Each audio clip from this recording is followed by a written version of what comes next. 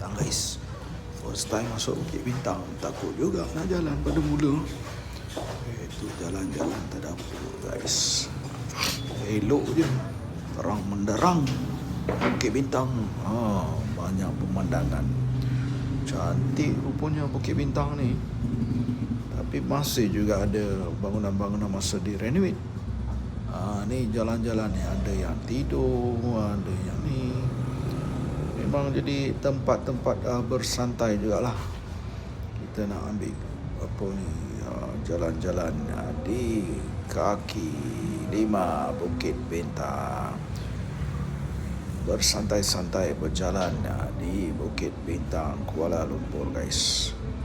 Pada malam hari guys, kita berjalan saja nak tengok tempat orang kan, kena lalulah. Mula-mula rasa takut juga nak pergi Bukit Bintang ni. Kadang-kadang orang cakap macam-macam dan negatif. Kita jalan, okey.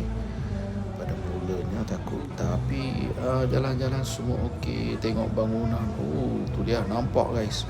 Bangunan 118 Merdeka, bangunan Merdeka. Tu dia, dapat juga zoom lah. Boleh berjalan, bawa family pun boleh, tak ada masalah kot kan. Di jalan-jalan cari makan. Semua ada, belon pun ada guys. Belon aja ada pula yang pakai belon kat sini. Tu ia macam petunjuk arah pula. Belon petunjuk arah. Masih lagi operasi juga guys. Buat jalan-jalan. Nampak gaya boleh makan-makan di kaki 5. Banyak kedai yang buka di tengah-tengah malam ni. Best lah, lepak-lepak itu, makan-makan kan. Kalau bawa kawan pun boleh makan, lepak-lepak kan. Saturday night gitu, makan-makan. Meriah guys, meriah juga. Lampu warna-warna, terang menderang Bukit Bintang, lampu-lampu. Dah tak ada pula shisha-shishanya. Dulu ada juga shisha ya.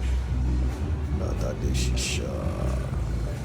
Dulu ada skrin besar skrin besar. Sekarang dah tak ada skrin besar guys.